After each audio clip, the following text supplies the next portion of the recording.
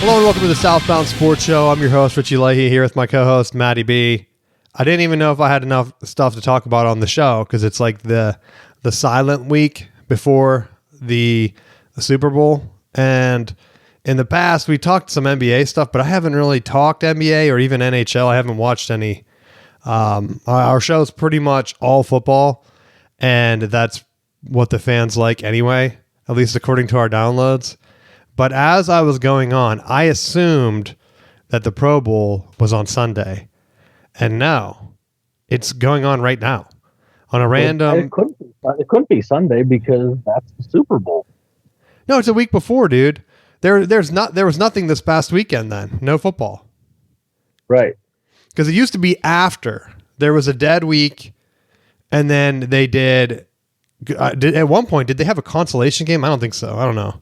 But like, there's always been an extra week to prep for the Super Bowl because they want the teams to be ready to go and have like a good game, an extra week of scouting, whatever. Plus they have an extra week of press and they talk about stuff like, oh, there's a halftime show. There's another halftime show. And I don't care about the halftime show at all. Right. So honestly, that's the time where you like tune out. Even the commercials before, like a regular game, that's whenever everyone like goes to the bathroom, gets snacks, gets food. But in the past, like growing up, I remember people always talking like, we got to watch the commercials. And you got to watch the commercials or you're going to miss like the funniest stuff. And now they're just weird, like lecture commercials, it feels like, where everyone's talking about like, oh, you got to get this this heartfelt message out there. And no. There's only like a handful of funny commercials I remember in recent time. And so same with like the performers were like, if you made the Super Bowl, that was like an all time, you knew you were getting like a classic artist. And recently some of the pop artists, like I know they're gigantic, but I wonder how long they're going to last just throughout like history. Right? Because the one that people always talk about is like, oh, Metallica's been going for like 40 years. They should have Metallica do the halftime show. They're big football fans. It would be great. And the NFL is like, no, we don't want that. Our fans already like that. We need to bring in like random other fans that only care about the Grammys and stuff, which I understand. But come on. Now you're telling me the Pro Bowl is on a Tuesday? Like, how is that going to bring in new casual fans? It's on ABC, the world of Disney, it said. At one point, they were doing like, I saw some of those Nickelodeon games throughout the year. I don't know if you saw that, where they had like the cartoons going while the game is on. And I thought, if I was a kid, why would I be watching this? I don't know if that would be enough to bring me in, where I could watch the game with my dad.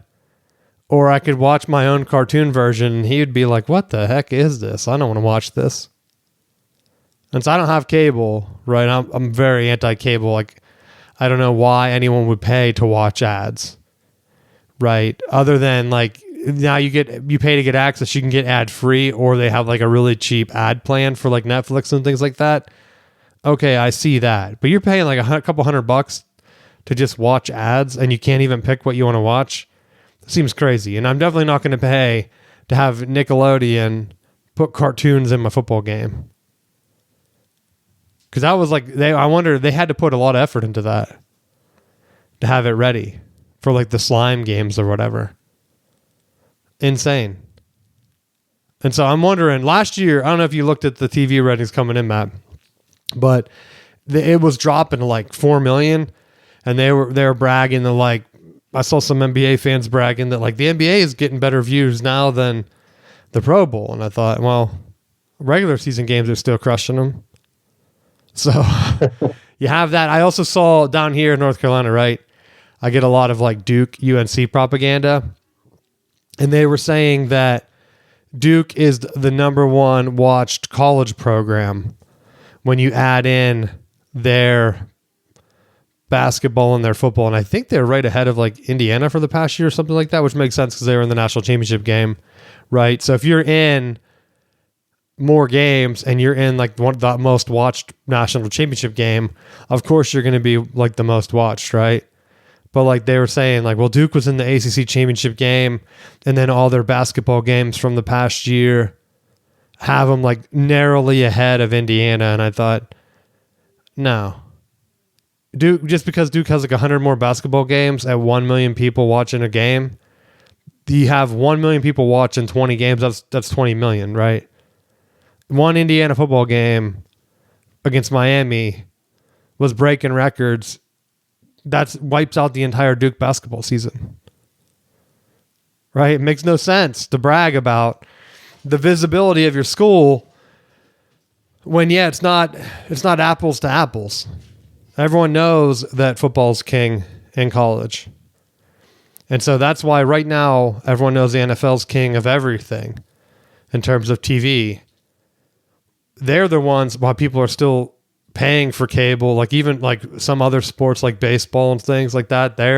I think a lot of people are getting tired of Major League Baseball though, the way they're racking up all these like, hey, you can pay for the Dodgers can just buy every single guy, and they're not like when the Yankees did it, where the Yankees would pay for all those guys and then lose.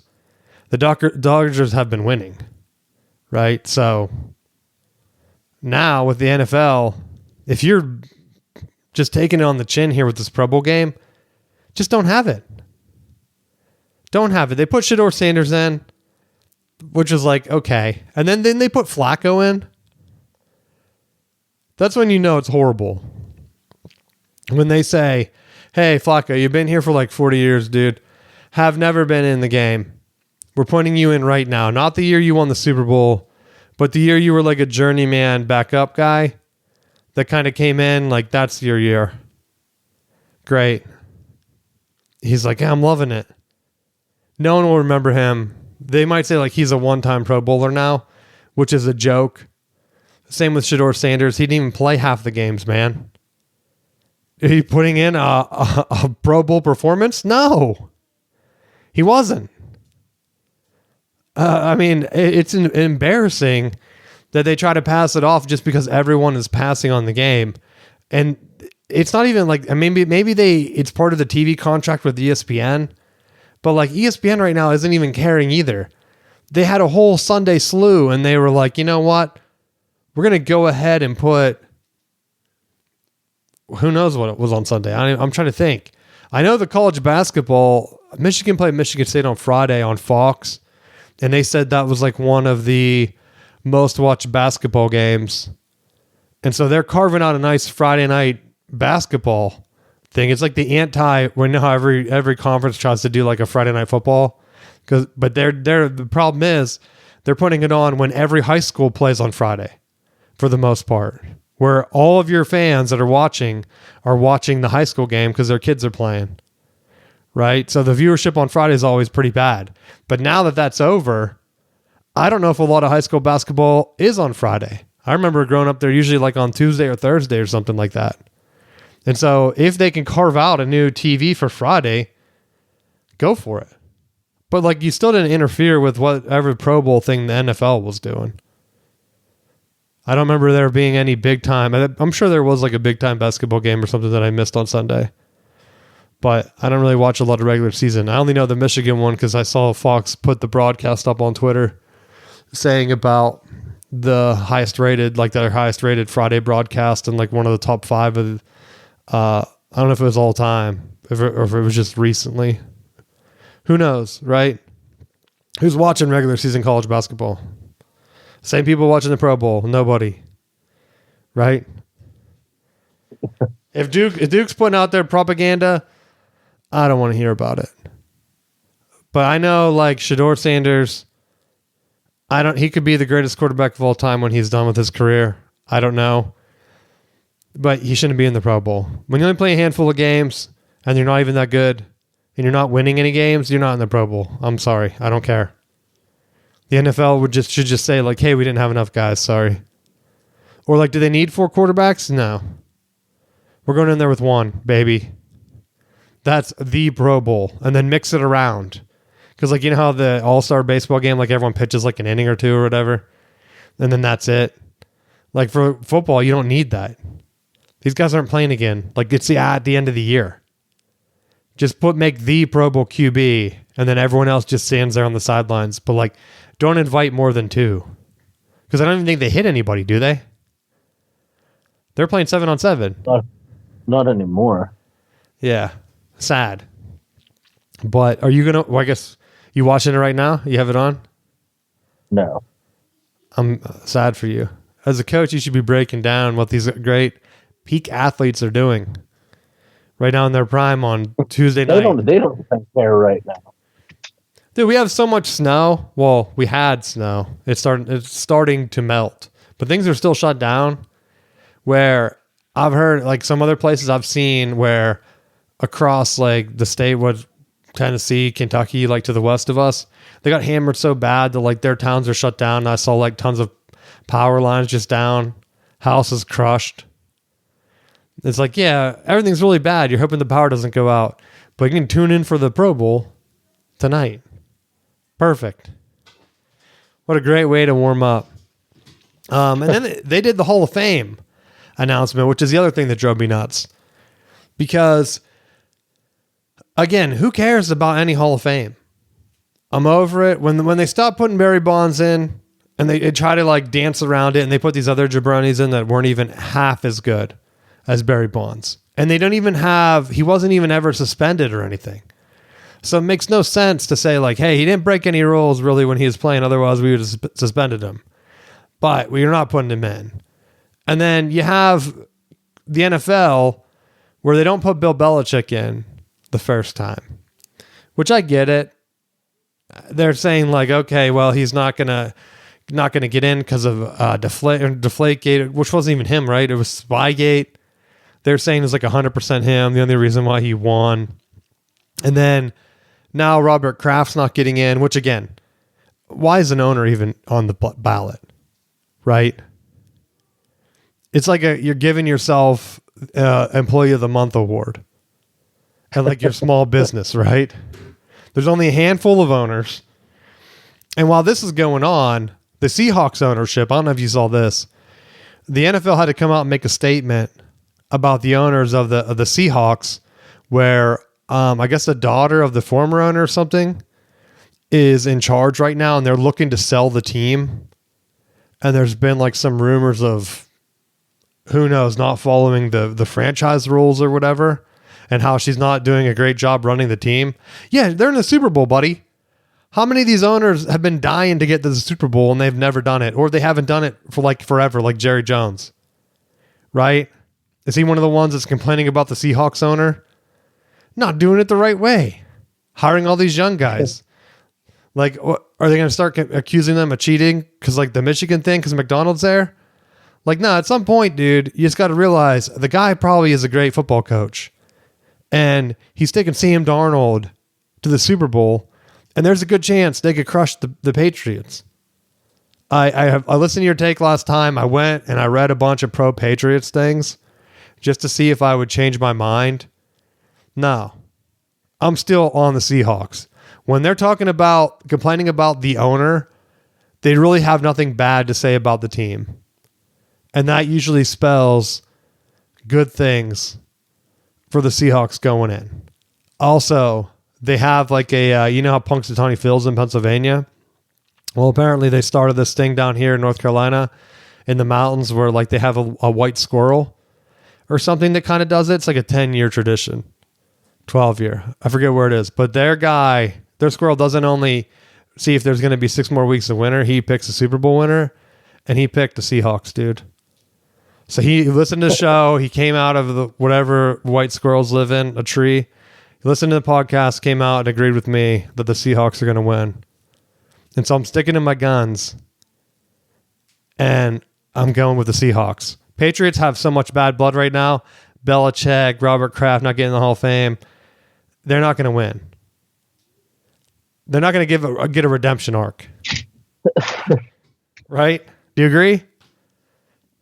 Or maybe this is going to be their motivation to be like, we will show them. It wasn't just Tom Brady and Bill Belichick. It was our organization. Yeah, we're playing really hard for former coach Bill Belichick right now. He has a lot of stuff going on. They play hard for their owner. Yeah, he's real taking care of himself on and off the field, right? You got to stay loose. Him and Deshaun Watson, right, buddy?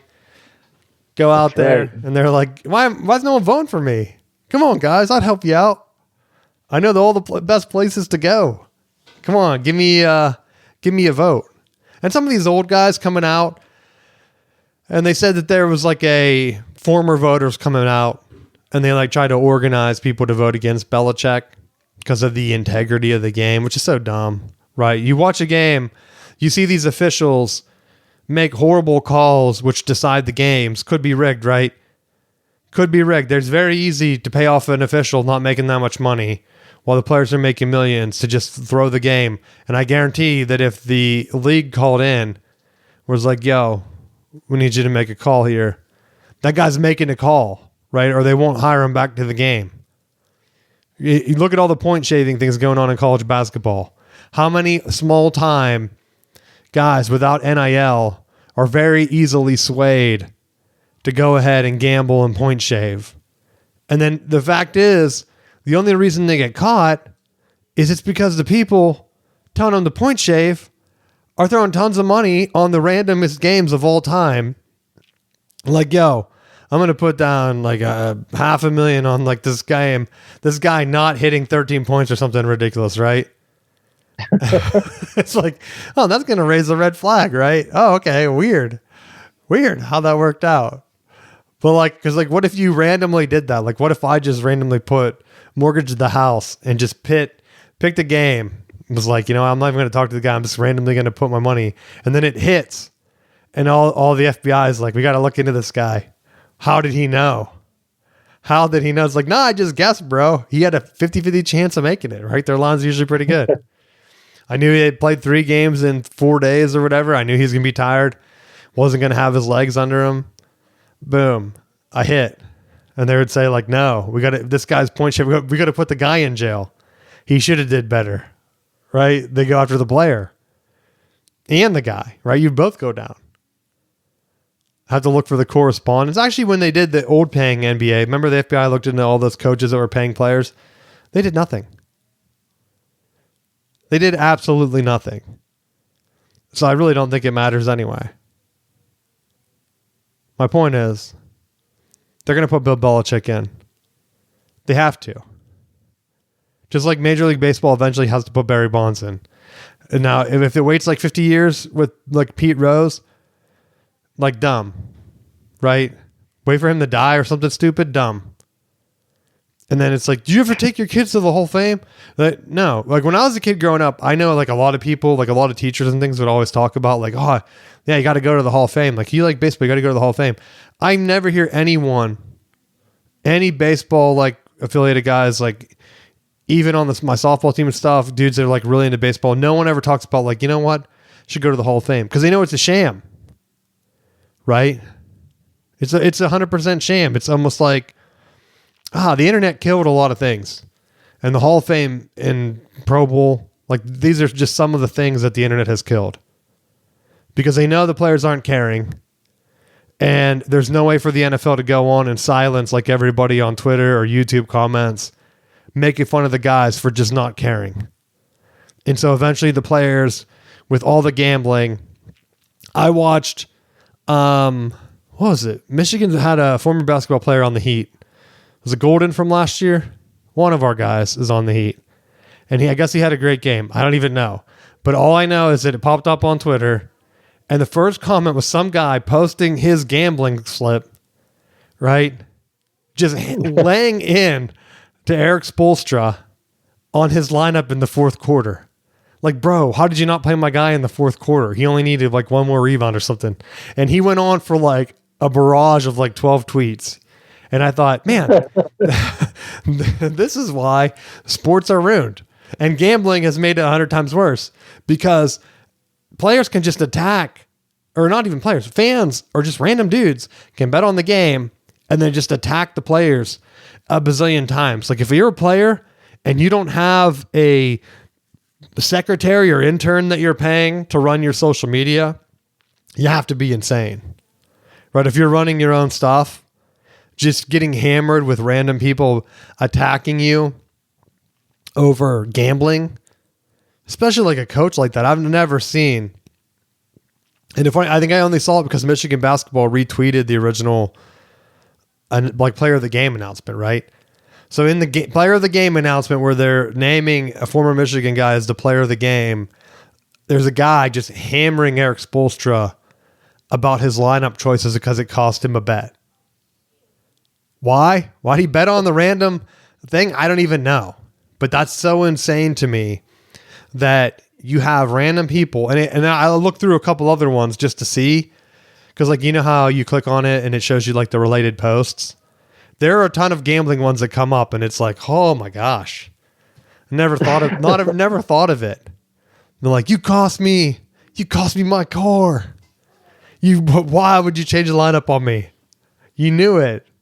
But that's all they have to do. Like, honestly, if the NBA wanted to kind of just rig it, they could say like, yo, there's a lot of money coming in on this guy playing in the fourth corner. Spoelstra, just bench this guy. Make a killing. Give you a bonus on the side. Like insider trading. Right? Because I think a lot of the books, they show it. There's like that...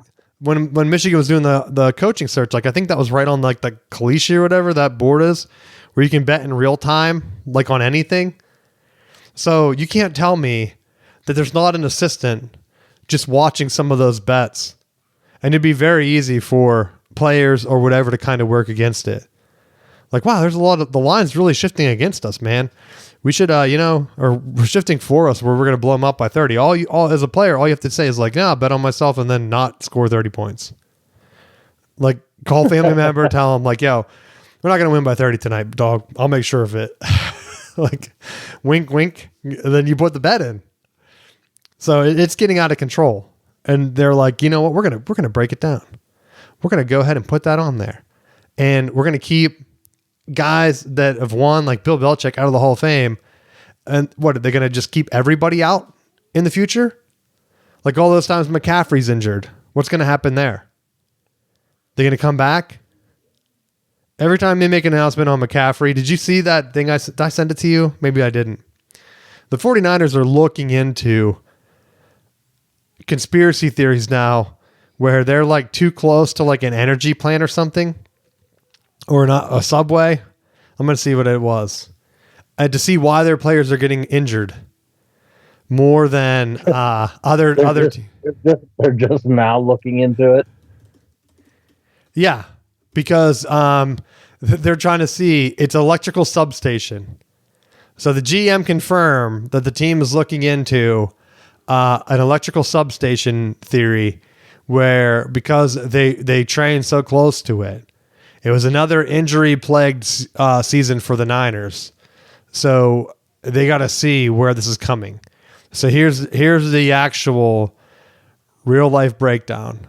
There's a low-frequency electromagnetic field nearby the stadium and training facility. It's known to degrade collagen, weaken tendons, and cause soft tissue damage at levels that regulators call safe. But they said this guy said that he has like a world case study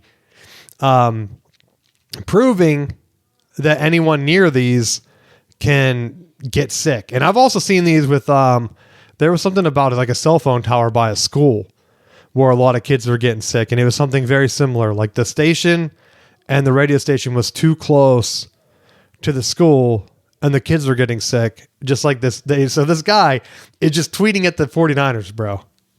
Tweeting at it so much that they were like, you know what? Our guys are getting injured a lot. We got to see what's going on. So what are they going to do? They're going to move the substation? They can't move the stadium, right? Even the substation would be a heavy lift. Because I think the school, if I remember, this is like maybe when I was in school, like a research part, but I thought they said that they put up lead shields or something in the school to block it from the tower, right? So like, are the Niners going to go ahead and block? Because if you're going to the game as a fan, you're not going to feel the electric substation, like the electromagnetic field, right? You would think. right? I don't know. I mean, because like if you put a magnet on your arm, do you feel it? But it's way more powerful than that. But it's so funny now because these guys are there like hours a day, right? That's their job, to work out and watch film. So the easier thing to do would try to block it. But like if you put a bunch of like, what, they're going to have to reverse the current? Like how did you knock down the electromagnetic field? Would that mess up with the substation then? This would be very interesting, Matt, to see if they implement something. But they can't. Well, people are dismissing it as a conspiracy theory. Because normally, like we talk about it, a lot of it I think comes down to the training that a lot of these guys put in. Where if you look at the Cignetti stuff from the national championship game, I think he was saying that, I can't remember if they started like very low, little contact practices, right? Like they don't even practice hitting at all. So I think going into the national championship game, they weren't even hitting at practice like at all. They're mainly just trying to rep as many times as they can, and they're avoiding contact. And I think Cignetti came out, I think I saw an interview with him where he said that the number one thing that happens when you practice that way is your tackling is not as good. So they have to like spend time doing like the fake tackling type drills with like the dummies and, you know, like with the donut they roll. But the lack of injury is so much better because your guys are fresher and they're not playing as like banged up, that he thought it was worth it to not practice like that. And then the same thing with like not the Niners. I'm thinking of Harbaugh still. But the Harbaugh now, when he was at Michigan and like now with even the Chargers, where his teams are always banged up because he has practice where you're still hitting like 100 times a day. He like does a full practice, full pads. And does he wear full pads while he's coaching? Well, that's the one thing. Like you have it. He has the spikes on, Matt. At least he used to when he was in Michigan. I don't know if LA has like a turf or whatever, but he had the spikes just in case. And he always had his gloves on to play catch with the QBs. So he's ready to go. But I know that one of the things that Michigan looked into on the training side of things when he was there, and even when he went to the Chargers, where they're saying like, dude, those practices have to be hurting the guys.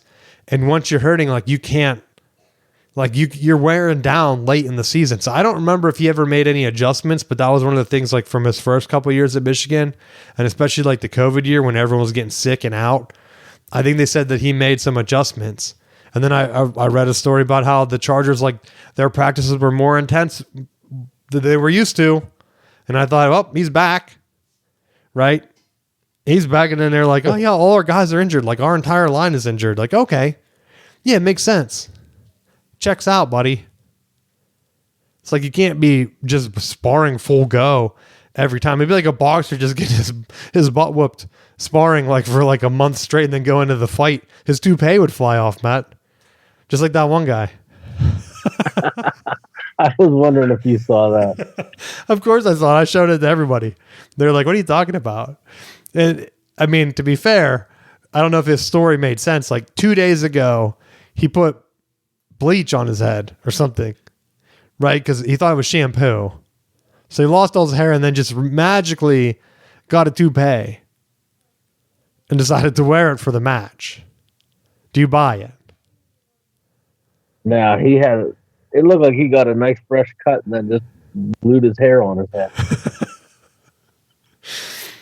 I think did he win the fight? Because then as the guy is punching him, you can see him laughing. Like I think it threw him off. Well, yeah. That's not an easy story to walk by. Like I punched a guy's hair off his head. I hit him so hard. Well, part of it's going to be, then they just glue it on. The guy's getting hot and sweaty. That can't be a good mix. It's like when Danny DeVito did a Rudy Giuliani, right? On That Always Sunny, and he had like the hair dye run down his face. Like, no, any heat and sweat is not good for any beauty product like that. That's why they should just start wearing helmets or something. Face masks like Rey Mysterio. Then you won't know how bad they're getting beat up if their hair is fake. Although I don't know if his covered the back of his head. I can't remember. You don't know. Horrible. But Nick Bosa, one of the guys, has a rash of injuries. George Kittle, clear problem. Fred Warner, they're going to look into it, Matt. You can't have the hype of these guys. So some guy coming in from England said that it's highly unlikely that was the cause. But I do wonder, will the Niners find anything, and will they even do anything? Because if they keep getting injured all the time, it's like whenever Denver, like people play there, they always have like those oxygen things now. Yeah. So who knows? But yeah, I think those are all the big NFL things I have. You have anything else you want to talk about? You want to add in? I'm not otherwise. What you don't want to talk about Belichick for a while? He should be. He should. If he's not first ballot, then I don't think anyone should be. Tom Brady. He's one better. He's one better than Belichick with the Bucs. Well, what, you're not counting his ones with the Giants? He has 2 with the Giants. He wasn't head coach there. He was defensive coordinator. It wasn't like he was. Yeah, the equipment managers get rings too. Oh my gosh. Yeah, but I'm saying as a head coach, they're not putting him in as a defensive coordinator.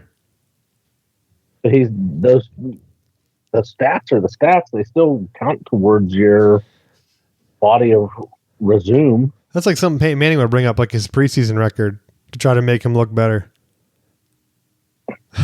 Like, I don't think you threw my preseason wins in there, did you? You should probably do that. That might be something that they'll consider.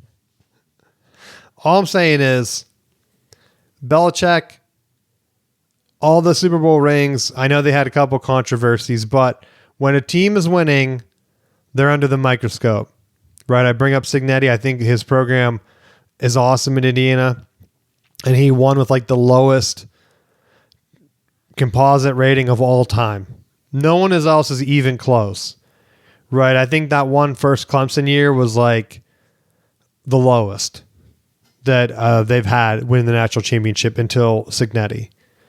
And so now you're looking at it here where winning, they're calling him like cheating and things like that. Same stuff for Belichick.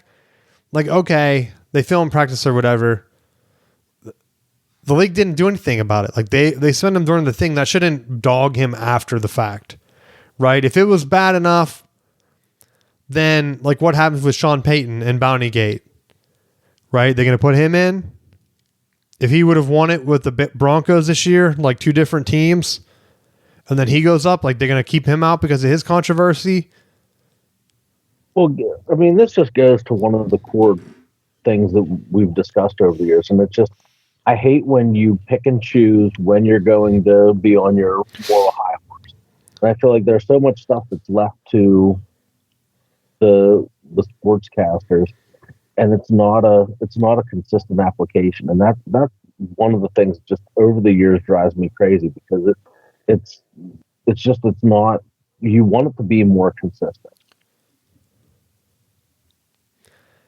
Oh, and that's the thing with the officiating too, because it goes into just like making the decision on players coming in, and then they have all these old guys voting, and now they're threatening them like, yo, you can't vote anymore. Or we're going to like find out who's voting against Belichick. Like that's like a heavy hand. Then why have the Hall of Fame at all? Like why doesn't the league just pick? Right? Why give these other guys a vote? Because someone broke it down where it's like fans get a small percent or whatever. Maybe that was a Pro Bowl too. But it's like, we're going to find out who's voting. And if we don't like their votes, then they're out of here. But then that devalues everything. And so it's the same whenever they have an official that makes horrible calls and they're like, you know what? We're going to make you our D squad. And I'm like, yeah, but they're still working games. Like, you can't just make him one of the A squads and say, like, you're never going to work TV. But then guess what? That game could make up a playoff run. Like, one horrible game calls, or like you're demoting them. And then every time there's pressure, they always say, like, well, we're having a tough time recruiting officials, man. Having a tough go of it. But, okay. Pay them more. Even then, it's like, I don't know. And then with like the gambling stuff, I keep bringing up, I don't know what they're going to do there. So you have just too many issues. I think that the NFL needs to do something about, and they can't rein them all in. And the Hall of Fame is probably the least of their worries because they don't really care at all, probably. But I think it was just because it was Belichick and not someone else. Like, did they keep Ray Lewis out? He had the controversy with like his deer antler spray. I always joke about. A lot of people don't remember that, but do they remember his murder? Right? Now he's at the Miami game on the sideline. Standing there, ready to go. That's why it always cracked me up. They were like, Miami has all these heroes here. They're definitely going to win because all these guys on the sideline are vibing. Right? Yeah, making a big impact in the game. Really helped them block for that punt, right? They blocked that punt, they probably could have won. All they have to do is make sure that got in, recovered for a touchdown. Wrong answer again. Ray Lewis couldn't help him. Couldn't help him block it. Indiana gets it. Indiana wins the game. Or even, I still think of that play that Carson Beck threw, like that game-ending interception. If he just put more air on it, it doesn't get intercepted. Like, I don't even know what he was doing other than losing the game. But you never know. Like, that's this kind of stuff with like Belichick. He could have lost all the Super Bowls. He could have. But his defense, because that's the one thing, remember everyone kept saying like, well, Belichick's defense is what's winning them. And now how soon they forget. He gets a college girlfriend. Do you think that played a part in it? Well, might have, but now they're not together. Doesn't matter. I mean, like, he got that and went to college. Like, he's not actively in the NFL. So they have like a degree of separation where they don't run into him. I mean, it could be a factor. I'm not going to say it's not a factor. Because it's like a good old boys network. You always hear about the coaching searches and how they're shutting out like certain coaches, and some of them are getting blackballed because like they're like suing the league and things like that, like Flores, and now he's not. They're like, oh, he's not getting a fair shot. But yeah, you can't just like attack the employer. It's kind of like the Clemson and Florida State thing, where they threw Florida State. Did we talk about this? Didn't they throw Florida State on a bunch of Friday night games? Yes. Horrible. We didn't talk about it, but it is absolutely ridiculous. Because I almost feel like that should be grounds for them trying to petition to get themselves out, or to argue why they need to get into another conference. Well, you look at it, and the Friday night game is not good. I mentioned the difference between basketball and football. The Friday night basketball game works because it's a weekend and there's no high school games, to my knowledge, that really go up against it. High school football is going on at the same time as a lot of Florida State games. It's going to negatively impact their recruiting 100%. And you can't just, like, anyone could say like, well, NIL could balance it out. No, when you have young kids coming up, and that's why it's a bummer that like Ohio State has been on top for so long, because they have been winning to a point where kids growing up from like kindergarten all the way up are used to them being in the playoffs or being close to the playoffs enough for like 20 years. Same with Alabama. And now kids growing up, they're going to see their brother or whatever play high school football. They're not going to see Florida State on TV at all. That's why I thought it was funny that like the CW that the ACC signed with, how many like teens are going to go to school and be like, you know what, I'm watching the CW. It's like for like, I always had like teenage like girl drama stuff. I don't know any guys that watch a CW growing up. And then you throw football on there. It's like a weird mix. It makes me laugh. Now, as an adult, I know how all the channels work, right? I can find it. But kids are going to just watch whatever's on or whatever their friends are watching, and that's going to be like the biggest game. So if you're a football player and you're used to now watching the big noon, where luckily the big noon has been Michigan and recently Ohio State, and I know Ohio State fans complain about it. Okay. Like, yeah, it's bad for old people. Like, okay, who cares?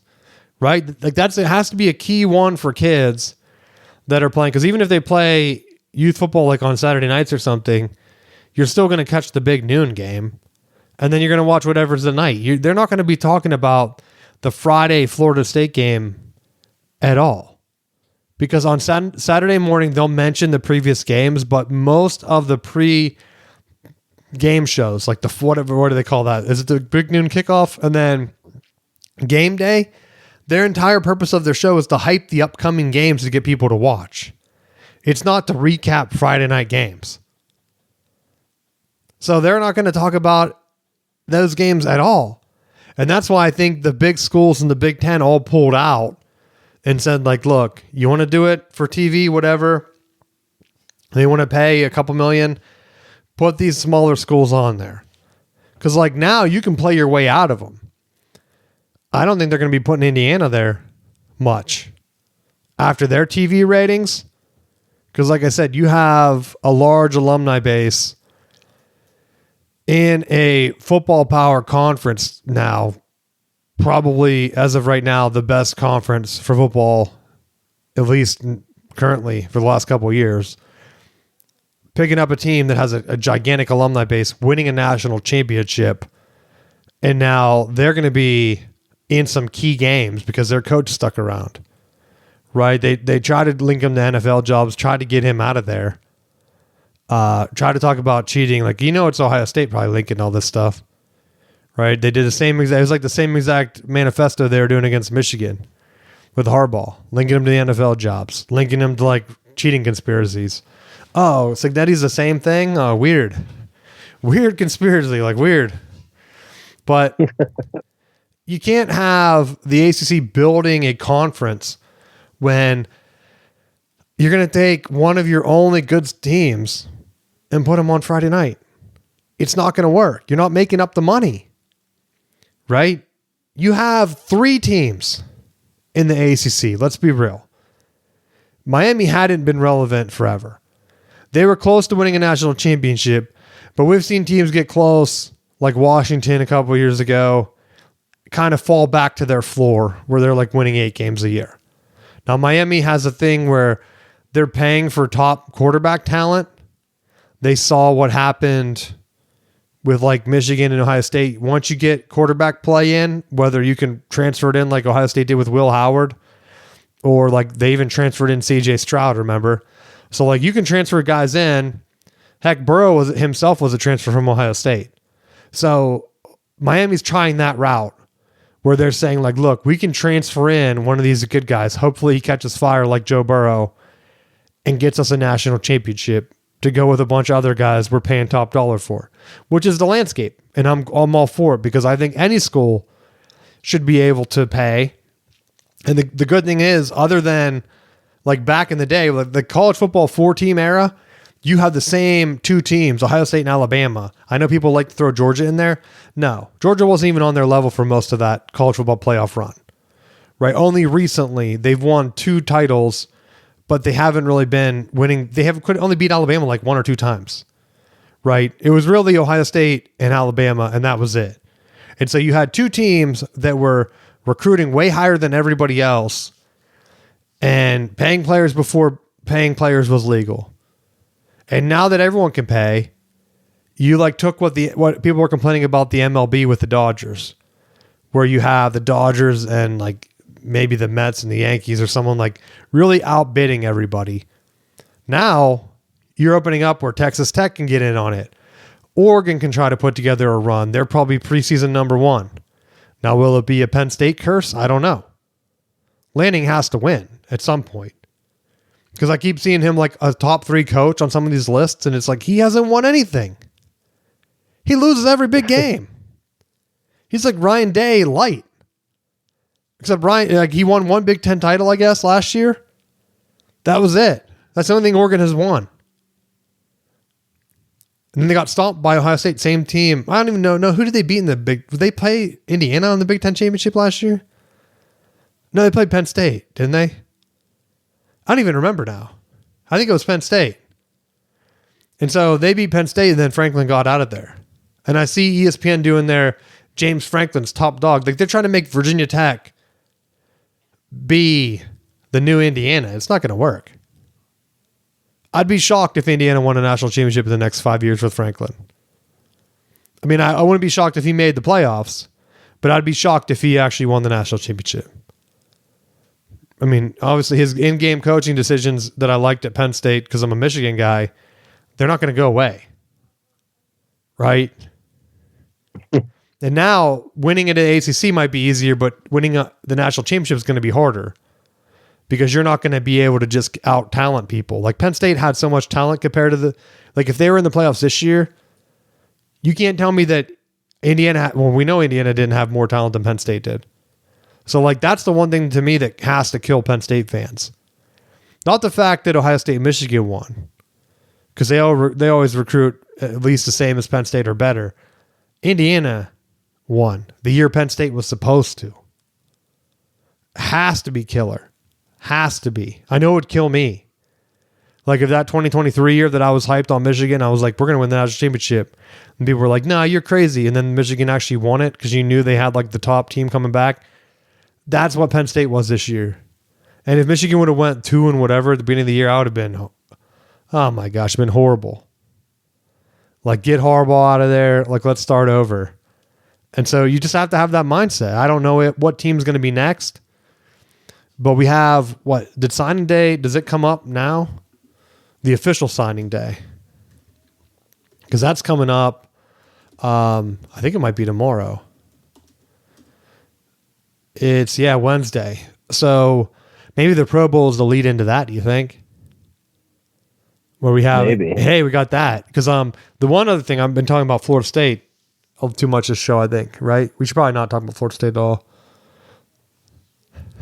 Well, this was kind of a surprise move with Malzahn announcing his retirement because they were going after quarterbacks that fit his offensive style, and now he's electing to retire. And it kind of has to me, it has a similar feel of the way Tomlin was just like, and I'm done now. And just abruptly resigned. Like I almost feel like there's probably more to the story, but he's just like, yeah, it was a good run. I just don't want to feel like going through spring. I'm done. Well, that's what happened to D'Antonio, remember? At Michigan State. And then that's why they got Mel Tucker. Because he retired right before or right after signing day, maybe.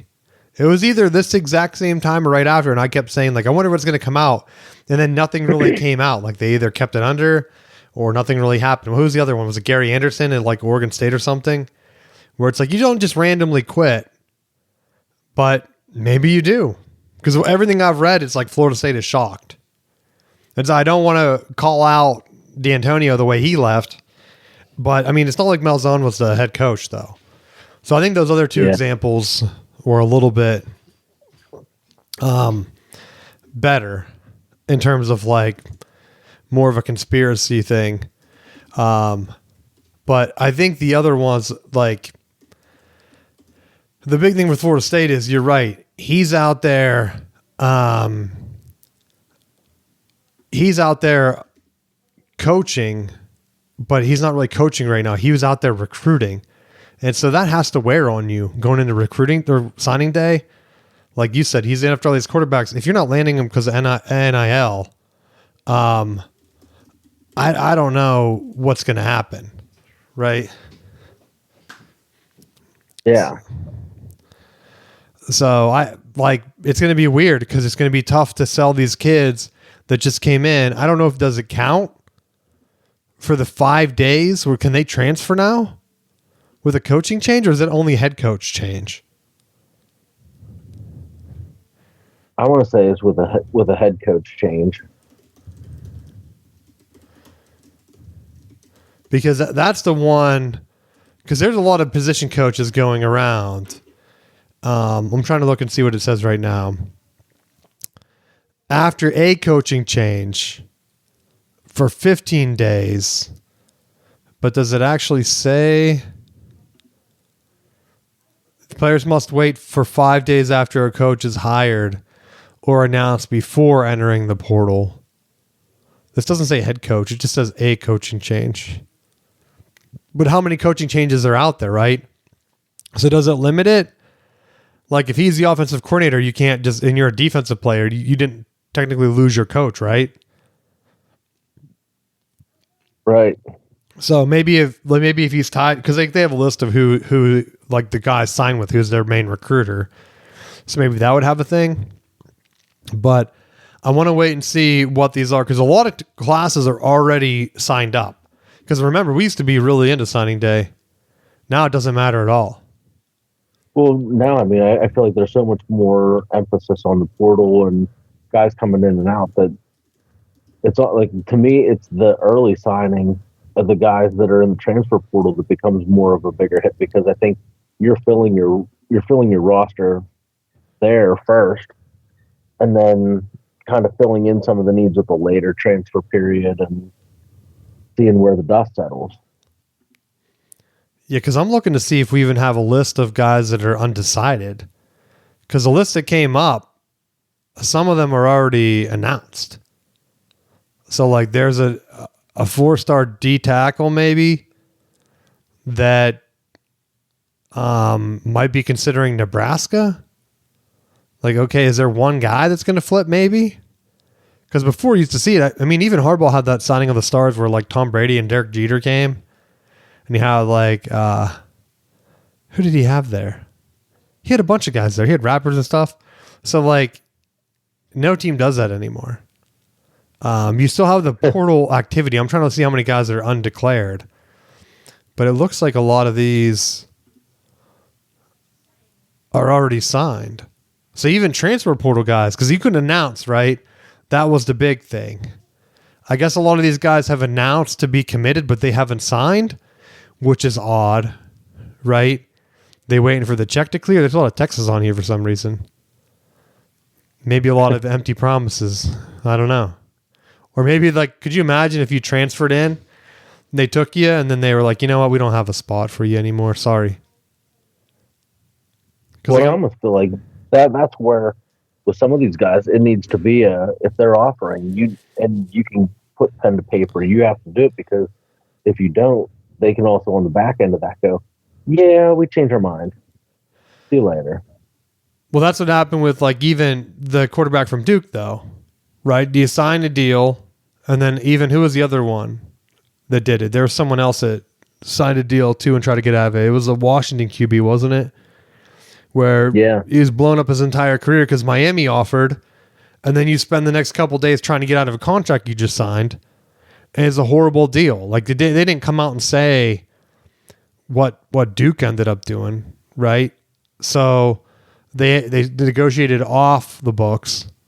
I'm assuming Miami paid Duke, right? They'll be bragging about it.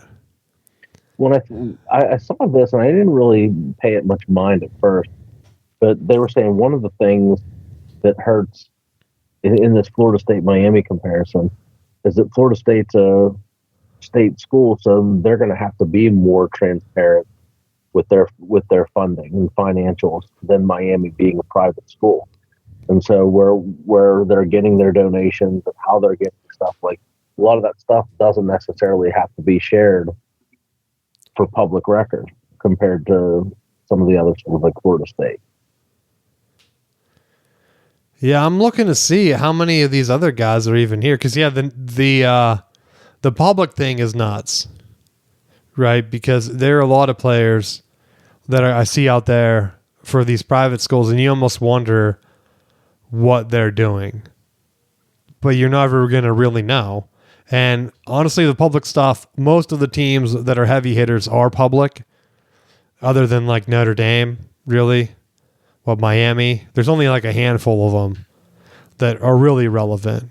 Most of the other ones I think are public, other than like Duke basketball or something. But like even Duke and Miami, they're working out a private deal where they're like handshaking it, paying each other off. Like insane. But the crazy thing is here, I'm looking to see how many of these guys are even available. The transfer portal, I only saw one of the top 200 or whatever they have on here that did not commit. So tomorrow is just basically going to be, like you said, just putting pen to paper and hoping that that's it. Because there have to be guys too where if you fill up your team and you didn't sign and they bring in another flip late, guess what? You're going to be scrambling to find yourself a spot. And I know some of the players, like historically what they would do from a coaching perspective is they would tell players, hey, we're waiting to see on so-and-so, but we might have a spot for you. We'll let you know. And then that's why whenever you see like the announcement first at like 10, then the other guy's like announcing at like 2 p.m. because he has to make his decision after. Right? So you always can kind of feel like, all right, it is like almost like a waterfall. Like, okay, we didn't get the first guy. We're going to get the second guy? No. Going to get the third guy? Like, yeah. It's like coaches had, like that had to be in a nightmare working it out, trying to figure out like, hey, coach, I'm going to sign with you. And then he goes out and does the hat thing. And then I've heard from coaches before say like, yeah, you know what? Like we thought we had so-and-so all the way. And then at the last minute, they were telling us like, hey, we're coming here. And then they like did it to troll them. It's like, okay, awesome. Great. And then of course, like you never know if a player's going to work out anyway. So crazy times, but that's all I have for this week. You have anything else you want to talk about? No. All right. Well, thanks for listening. Go Seahawks. Hopefully my prediction works out. And I'll probably be wrong, and then you'll come in here talking trash. But hope everyone stays safe in the weather, and we will see you next week.